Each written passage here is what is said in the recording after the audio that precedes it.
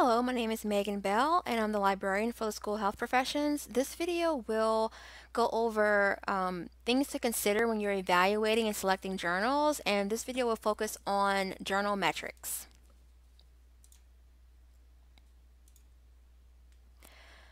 So I will define what does journal metrics mean. I will define impact factor.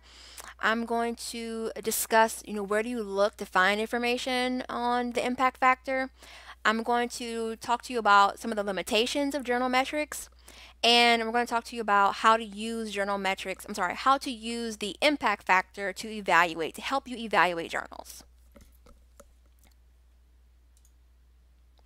So journal metrics, it is a tool that you can use, and it measures the relative importance or prestige of a journal. So in other words, there's a scholarly conversation going on out there, and you want to know that if you publish it in a certain place, what's the likelihood that people are going to read it, or that people are already reading that journal? What's the likelihood that people in your field are already reading that journal? So if they are reading it, if they tend to read that journal often and they tend to cite things from that journal, then that increases the probability that they'll probably at least see your work there. That's one way to look at it. So there are various tools that are available to analyze journal metrics. To analyze, these are various formulas that are used to kind of analyze what people in your discipline are reading. This video will only focus on the impact factor, but if you are interested in any of the other metrics, you can click on the link and it will take you to more information on those metrics. So the impact factor it's a formula that they put together, and it looks at about 5 years, and it analyzes the amount of time that articles published in that particular journal have been cited over a certain period of time, or have been cited by other articles over a certain period of time. So journals that have a higher impact factor are considered more important than those that have a lower impact factor in that particular academic field. So what you have to do is, when you look at an impact factor, you have to look at it by discipline, and you kind of look at a range of numbers that are produced, and you kind of see where that journal falls within that field. So there's various sources, various places to look for metrics. So this chart shows you the measurement, and then it also shows you where to look to find that measurement. And again, this video will focus on the impact factor, so we're going to go to the journal citation reports. Before we go there, I do want to discuss some of the limitations of journal metrics. So this is a kind of a comic about journal impact factors, and as I said, it's a formula that they put together. And so sometimes journals people may self-cite, so they may take a journal they published before already, and they may cite it in another article just to increase the cites to their article as well as to the journal. Sometimes people may cite your work and they're not saying complimentary things about it, but they cited it saying how horrible it is, but that citation is still counted in that number. And there's also politics involved sometimes. Maybe, there are various reasons people may cite certain journals. You also have to think about that certain types of journals will be cited more. So for example, if you do a systematic review, is going to use lots of citations. Also, review articles will be cited more. So there are a lot of things to look at. And then also your citations may also include editorials, just various types of articles. So JCR, which is the database that we're going to go to for the impact factor, they are trying to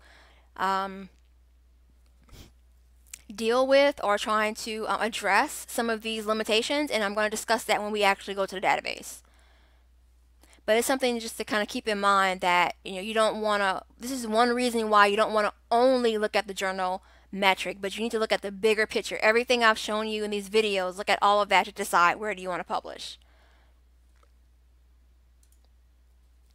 And just remember just to be cautious that you don't want to just be so focused on the metrics, so focused on the number, that you don't look at anything else. You don't want that to be the major thing you look at, but it's only part of the picture.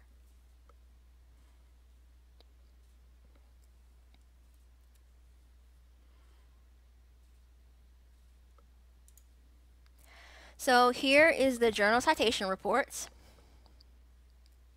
And again, we're going to look at the Journal of Genetic Counseling. So another limitation of the impact factor is that this is one particular company that is producing this. Every journal is not going to have an impact factor. So just because a journal doesn't have an impact factor, it doesn't mean it's not a good journal.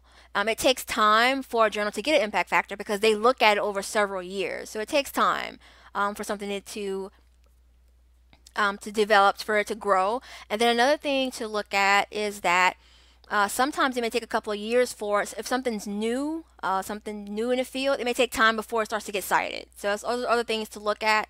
So that's another reason why you don't want to only look at the impact factor, but it's only a part of the picture.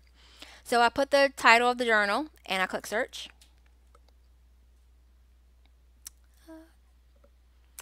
And I'm going to go with this first one. All right, so now it's giving you some more information on the journal, the title, the unique numbers associated with it.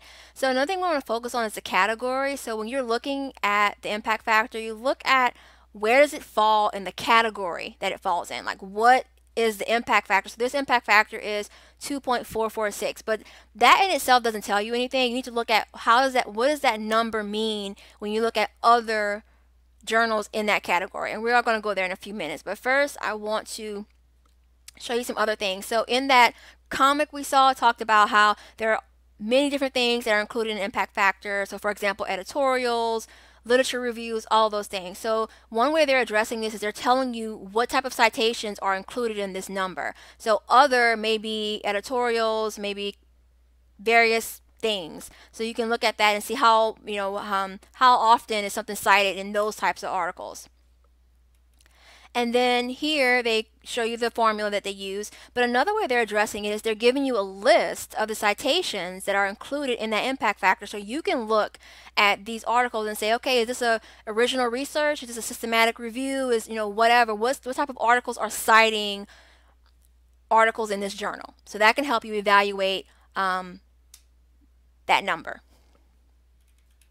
And then down here they give you more information. So one thing I want to look at here is impact factor without journal self-cites. So self-cites means that someone, that number includes an article that cited another article that was already published in the Journal of Genetic Counseling. So of course that's going to raise their impact factor. So they're giving you, this is the number it would be if it didn't include articles that cited articles that have already been published in this journal. So those are things to look at. So they are trying to be honest and transparent about these numbers.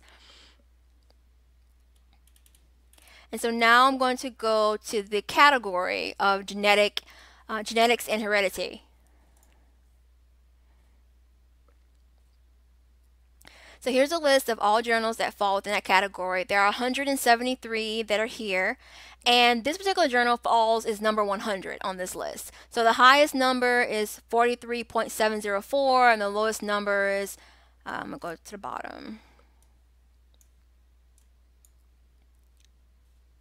is 0.104.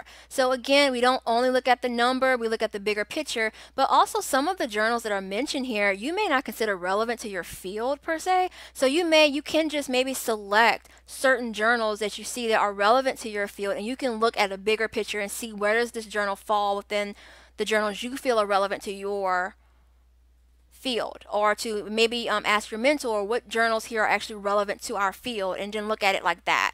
So those are just some things to consider.